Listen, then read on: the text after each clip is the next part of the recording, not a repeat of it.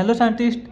तो आइए आज हम चैप्टर नंबर 11 स्टार्ट करते हैं 11th क्लास का, जो कि 3 डायमेंशन ज्योमेट्री है। तो साइंटिस्ट 3 डायमेंशन ज्योमेट्री क्या होती है इसका देखिए फुल चैप्टर इंट्रोडक्शन करेंगे एक ही वीडियो के अंदर।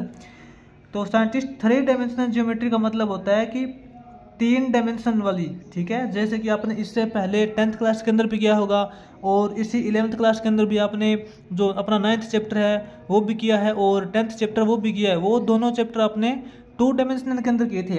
2 डायमेंशनल का मतलब अपने पास एक तो एक्स एक्सिस होती थी, ठीक है, ये अपने पास एक एक्स एक्सिस होती थी और ये अपने पास एक वाई एक्सिस होती थी। यहाँ पे अपना ओरिजिन होता था, बस 2 ही एक्सिस होती थी। अगर अपने को किसी भी पॉइंट की लोकेशन हम बतानी होती थी वो हम 2 डायमेंशन के अंदर बताते थे, है ना। जो कि मान लेते हैं कि कोई भी पॉइंट है, ये पॉइंट P है, वो एक्स एक्सिस के अंदर मान लेते हैं कि यहाँ से लेके 5 यूनिट है, मान लेते हैं कि 5 यूनिट है, और वाई के अंदर यहाँ से लेके यहाँ तक मान लेते हैं कि ये 4 यूनिट है। तो इसकी लोकेशन हम बताते थे कि एक्स के अंदर तो ये 5 है और वाई के अंदर 4 है। इसकी जो लोकेशन होती थी साइंटिस्ट वो एक्स एक्सिस और वाई एक्सिस के अंदर होती थी, जिसको हम ऐसे बोल सकते हैं कि इसकी जो लोकेशन है वो ग्राउंड पे है। मतलब इसकी जो लोकेशन है साइंटिस्ट, जो आपको ये पेज दिखाई दे रहा है, इसकी लोकेशन ओनली जहाँ पे ये पॉइंट आपको बना हुआ दिखाई दे रहा है बस उसकी यही लोकेशन है, ठीक है। यानी कि एक्स और वाई 2 के अंदर ही है। या फिर हम बोल सकते हैं कि इस पूरे पेज के ऊपर, पूरा जो आपको पेज दिखाई दे रहा है, इस पूरे पेज में से इसकी लोकेशन बस यही है जो आपको दिखाई दे रही है, ठीक है। अब साइंटिस्ट इसके अंदर करते हैं 3 डायमेंशनल। 3 डायमेंशनल का मतलब होता है कि एक्स एक्सिस और वाई एक्सिस के अलावा एक और एक्सिस होती है जो कि अपने को यहाँ पे इसके अंदर दिखाई नहीं देती, ठीक है। उसको बोलते हैं जेड एक्सिस। जैसे कि साइंटिस्ट ये होती है अपनी जेड एक्सिस। ये साइंटिस्ट हमसे क्या है कि पेज पे अच्छे से पेज पे तो अपने को ऐसे ही बनानी पड़ेगी। जो इन तीनों एक्सिस की जो खास बात होती है साइंटिस्ट, तीनों एक्सिस एक दूसरे के परपेंडिकुलर होती है तीनों। जैसे कि मैं आपको अच्छे से एक एग्जांपल देके बताता हूँ। आपकी साइंटिस्ट जो एक्स एक्सिस है ना वो ये है, ठीक है, ये आपकी एक्स एक्सिस है। और उसके बाद साइंटिस्ट आपकी ये वाई एक्सिस हो जाएगी, ठीक है। ये देखिए ये आपकी एक्स एक्सिस है और ये आपकी वाई एक्सिस है, दोनों एक दूसरे के परपेंडिकुलर है। इनके अलावा साइंटिस्ट आपको ये जो जेड एक्सिस दिखाई दे रही है ना, ये भी इन दोनों के परपेंडिकुलर है। जैसे आपको मैं बना के दिखाता हूँ, ये देखिए, ठीक है। ये आपको हमने कॉपी के अंदर तो ऐसे बनाया है क्योंकि हम कॉपी के अंदर तो सही बनाएगा नहीं ना। तो ये जेड एक्सिस आपकी ऐसी होगी, इन दोनों के परपेंडिकुलर ऐसी खड़ी। आपको समझ में आ गई। जैसे कि हम यहाँ पे इसको, ये जो पेन का ढक्कन है, इसको यहाँ पे इन दोनों के ऊपर खड़ा कर दें तो साइंटिस्ट अपनी ये देखिए ये अपनी एक्स एक्सिस हो जाएगी और ये आपकी वाई एक्सिस है, और इन दोनों के ऊपर परपेंडिकुलर साइंटिस्ट ऐसे ऊपर की तरफ ये आपको जेड एक्सिस मिलेगी, ठीक है। तो ये साइंटिस्ट जो पॉइंट P था ना, ये तो था ओनली ग्राउंड के ऊपर, जैसे कि एक्स और वाई के अंदर 2 डायमेंशनल के अंदर था। अगर अपने को इसी P पॉइंट की लोकेशन 3 डायमेंशन के अंदर बतानी पड़ी, 3 डायमेंशन का मतलब होता है स्पेस के अंदर, हवा के अंदर, यानी कि ज़मीन से ऊपर उठा हुआ। इस पॉइंट P को यहाँ से हम उंगली से पकड़ के ऊपर उठा दें, हवा के अंदर उठा दें।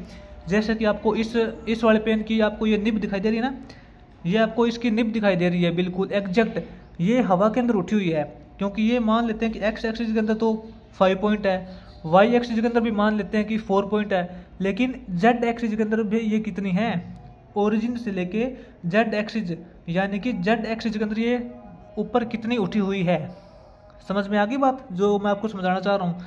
ये होती है साइंटिस्ट अपने 3 डायमेंशनल, यानी कि अपने को किसी भी पॉइंट की लोकेशन बतानी होती है स्पेस के अंदर, यानी कि हवा के अंदर, यानी कि ज़मीन से कितना उठा हुआ है, ठीक है, ज़मीन से कितना ऊपर उठा हुआ है, और एक्स और वाई एक्सिस के अंदर भी कितना है।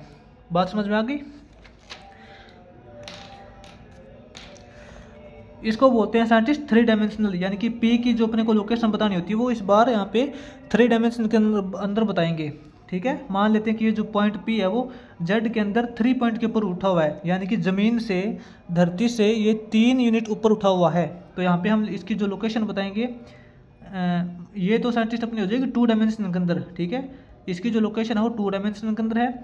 और यहाँ पे जो पॉइंट P है इसकी लोकेशन मान लेते हैं कि एक्स एक्सिस के अंदर ये जो पॉइंट है ना वो 3 पॉइंट पे मान लेते हैं, और वाई एक्सिस के अंदर मान लेते हैं 2 पॉइंट पे है, और जेड एक्सिस के अंदर मान लेते हैं 3 पॉइंट पे है, ठीक है। सबसे पहले एक्स की लोकेशन बताते हैं, आपको पता है वो तो एक्स एक्सिस लेते हैं, उसके बाद वाई एक्सिस लेते हैं, उसके बाद जेड एक्सिस लेंगे। ठीक है, यानी कि ये जो पॉइंट पी है वो ओरिजिन से एक्स एक्सिस हॉरिजॉन्टल डायरेक्शन के अंदर तो 3 यूनिट पे है, वर्टिकल डायरेक्शन में यानी कि वाई एक्सिस के अंदर 2 यूनिट पे है, लेकिन ज़मीन से 3 यूनिट ऊपर उठा हुआ है। जेड एक्सिस के अंदर ज़मीन से 3 यूनिट ऊपर उठा हुआ है। ठीक है, इस कॉपी के अंदर तो इस पॉइंट को हम ऊपर उठा नहीं सकते, तो अपने को यही ऐसा ही बनाना पड़ेगा।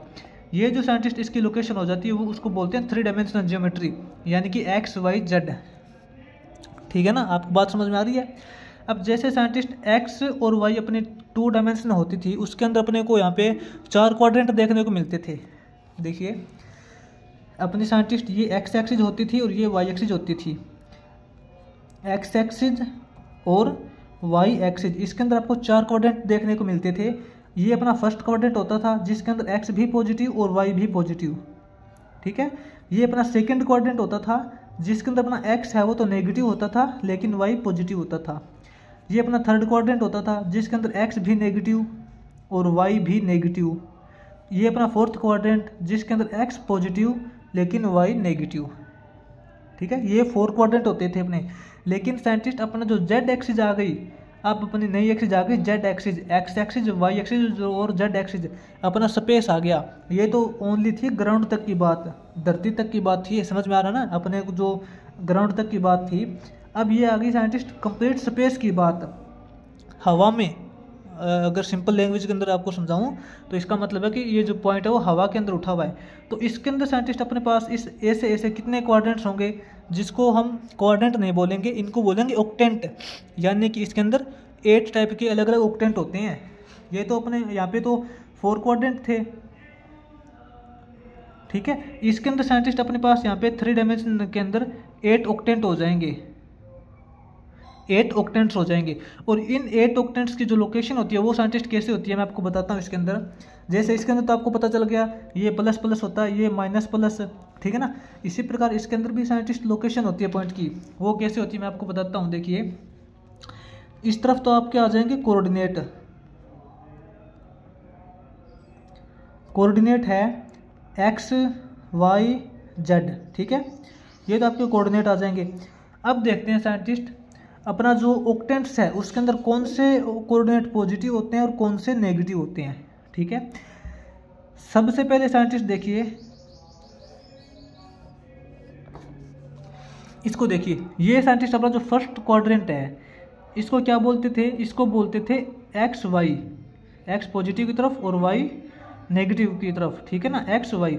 और इसको क्या बोलते थे, इसको बोलते थे हम एक्स, इसके ऊपर जो ये लगा हुआ है इसको नोट बोलते हैं या फिर इसको डैश बोल सकते हैं, एक्स डैश वाई। इसी प्रकार साइंटिस्ट इसके अंदर क्या होता है, एक तो अपना होता है एक्स वाई जेड, एक तो अपना ऐसा ऑक्टेंट मिलेगा आपको जिसके अंदर एक्स भी पॉजिटिव, वाई भी पॉजिटिव और जेड भी पॉजिटिव। ठीक है, तीनों पॉजिटिव मिलेंगे।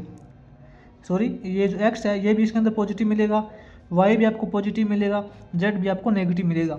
उसके बाद में अपना आता है एक, उसके बाद साइंटिस्ट एक एक को नेगेटिव करते जाते हैं, 1 2 3 4 5 6 7 8। ठीक है, अब उसके बाद साइंटिस्ट एक एक को नेगेटिव करते जाएंगे। एक अपना एक जो ऑक्टेंट आएगा वो ऐसे आएगा जिसके अंदर एक्स नेगेटिव हो जाएगा और वाई और जेड पॉजिटिव हो जाएंगे। ठीक है, जिसके अंदर एक्स अपना नेगेटिव है, वाई पॉजिटिव और जेड पॉजिटिव। उसके बाद साइंटिस्ट अपना हो जाएगा वाई नेगेटिव हो जाएगा, एक्स पॉजिटिव, वाई नेगेटिव और जेड पॉजिटिव। ठीक है ना, एक्स और जेड पॉजिटिव हो जाएंगे और बारी बारी करके एक एक ये नेगेटिव होते जाएंगे। इसके अंदर साइंटिस्ट एक्स तो पॉजिटिव हो जाएगा, वाई नेगेटिव और जेड भी पॉजिटिव। उसके बाद साइंटिस्ट जेड की बारी आ गई, एक्स और वाई दोनों पॉजिटिव हो जाएंगे और जेड नेगेटिव हो जाएगा, X positive Y positive Z negative. ठीक है, अब साइंटिस्ट देखिए एक एक तीनों एक बार तो पॉजिटिव हो गए और तीनों एक एक बार नेगेटिव हो गए। अब साइंटिस्ट बारी आएगी अपनी, देखिए 2 की, इसके अंदर ओनली एक ही ऑक्टेंट पॉजिटिव होगा, बाकी 2 नेगेटिव करेंगे इसके अंदर। मान लेते हैं कि इसके अंदर हमने एक्स को पॉजिटिव कर लिया, एक्स पॉजिटिव हो जाएगा और वाई और जेड दोनों नेगेटिव, तो एक्स पॉजिटिव वाई और जेड दोनों नेगेटिव। अब बारी आती है वाई की पॉजिटिव होने की, यानी कि एक्स नेगेटिव करेंगे, वाई पॉजिटिव और जेड नेगेटिव। ठीक है, यहाँ पे एक्स पॉजिटिव कर दिया, अब बारी आ गई y की, तो x और z दोनों नेगेटिव करेंगे, x negative y positive z भी नेगेटिव। अब बारी आती है z की, अब z को पॉजिटिव बनाएंगे, z को पॉजिटिव बनाएंगे तो यहाँ पे x नेगेटिव y नेगेटिव और z पॉजिटिव, ठीक है, ये हो जाएगा। अब साइंटिस्ट बारी आती है, तीनों एक साथ इकट्ठे नेगेटिव हो जाएंगे, यहाँ पे x भी नेगेटिव होगा, y भी नेगेटिव होगा, z भी नेगेटिव होगा, ठीक है, तीनों के तीनों नेगेटिव हो जाएंगे। तो साइंटिस्ट अपने पास देखिए यहाँ पे इस प्रकार के 8 प्रकार के ऑक्टेंट बनते हैं। एक ऑक्टेंट तो ये जिसके अंदर तीनों पॉजिटिव, उसके बाद ऐसे बनते हैं, ठीक है, 1 2 3 4 5 6 7 8। तो अपने पास साइंटिस्ट स्पेस के अंदर टोटल 8 ऑक्टेंट बनते हैं, जो अपने को यहाँ पे तो दिखाई नहीं दे रहे हैं क्योंकि, ठीक है, यहाँ पे अपने को साइंटिस्ट कितने ऑक्टेंट दिखाई दे रहे हैं, यहाँ पे तो साइंटिस्ट अपने को ओनली 4 प्रकार के ऑक्टेंट दिखाई दे रहे हैं। एक तो अपना ऑक्टेंट हो जाएगा XY, ठीक है, एक अपना हो जाएगा XZ। देखिए इसके अंदर अपने को यहाँ पे जो दिखाई दे रहे हैं वो 4 ऑक्टेंट दिखाई दे रहे हैं। जैसे कि मैं आपको बता दूं, यहाँ पे लिख लिया, एक तो अपने को देखिए यहाँ पे X और Y दिखाई दे रहा है, ठीक है, उसके बाद में एक अपने को X और Z दिखाई दे रहा है, ठीक है, एक अपने को यहाँ पे दिखाई दे रहा है Y और Z, ठीक है, एक तो Y और Z, सॉरी, अपने को यहाँ पे तो 3 ही ऑक्टेंट दिखाई दे रहे हैं, 3 ही मतलब टाइप के ऑक्टेंट दिखाई दे रहे हैं। बाकी साइंटिस्ट इनके पीछे है जो हम इसके अंदर कॉपी के अंदर नहीं देख सकते, ठीक है, जो अगर अपना जो अपने पास प्लेन होता है ना, प्लेन के अंदर 8 ऑक्टेंट अपने को दिखाई देते हैं जो कि इस प्रकार के होते हैं। ये तो साइंटिस्ट अपना था 3 डायमेंशन, आपको पता चल गया। अब साइंटिस्ट इसके अंदर थोड़ा सा आगे और करते हैं। जैसे कि अपने को 2 पॉइंट दे रखे होते हैं प्लेन के अंदर, उनके बीच में डिस्टेंस निकालनी हो, क्या करेंगे साइंटिस्ट,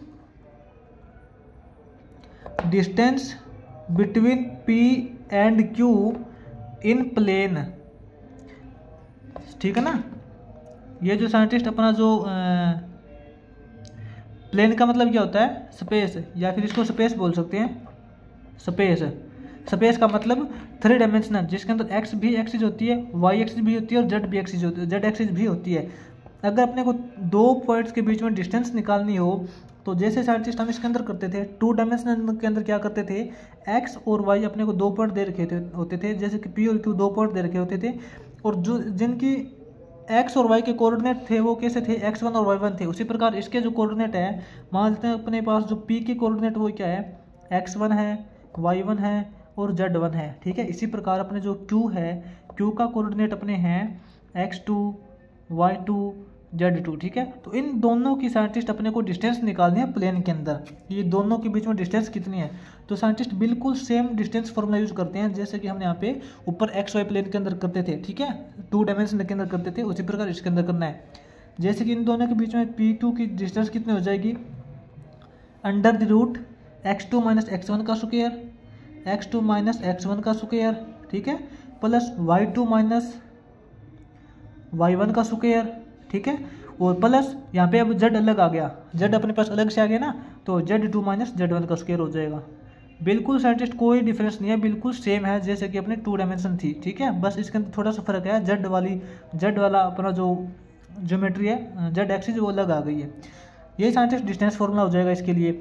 उसके बाद अपने पास आता है ना वो सेक्शन फार्मूला, सेक्शन फार्मूला आता है कि कोई 2 पॉइंट है, जैसे कि देखिए यहाँ पे करते हैं सेक्शन फार्मूला।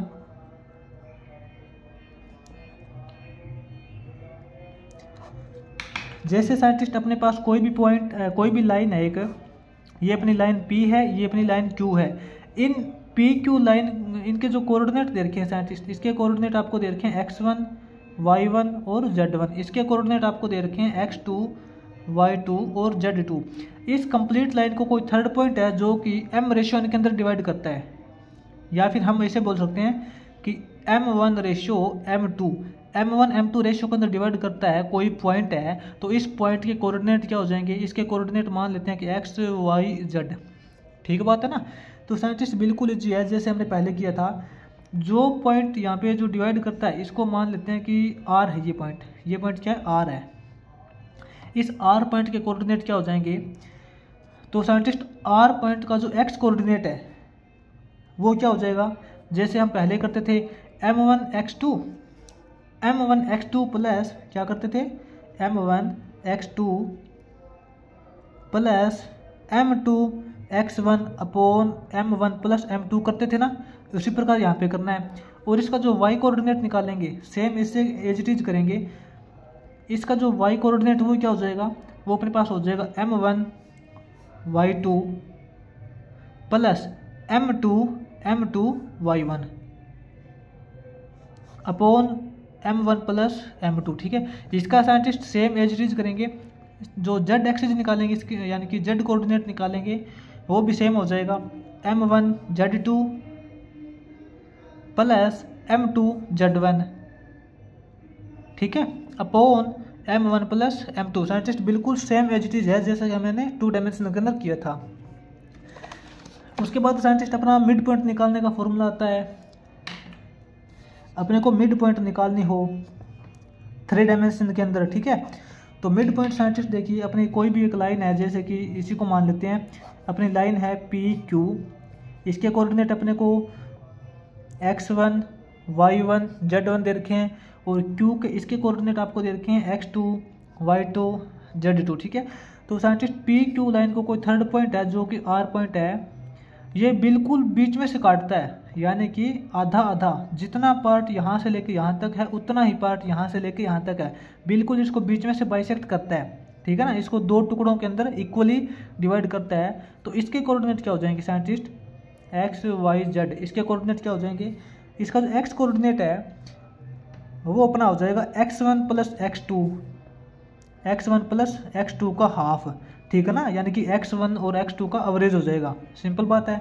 इसका जो y कोऑर्डिनेट है वो क्या हो जाएगा, y कोऑर्डिनेट है वो अपना हो जाएगा y1 प्लस y2 अपॉन 2, यानी कि जो इसका y का एवरेज हो जाएगा।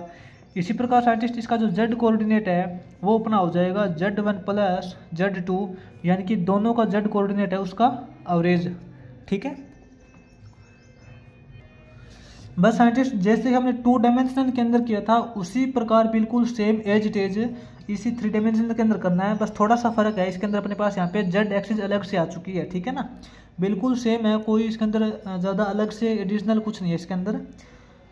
बिल्कुल इजी सा इंट्रोडक्शन है। आगे देखिए साइंटिस्ट इसकी एक्सरसाइज स्टार्ट करेंगे हम, ये इसका कंप्लीट इंट्रोडक्शन हो जाएगा। ठीक है ना।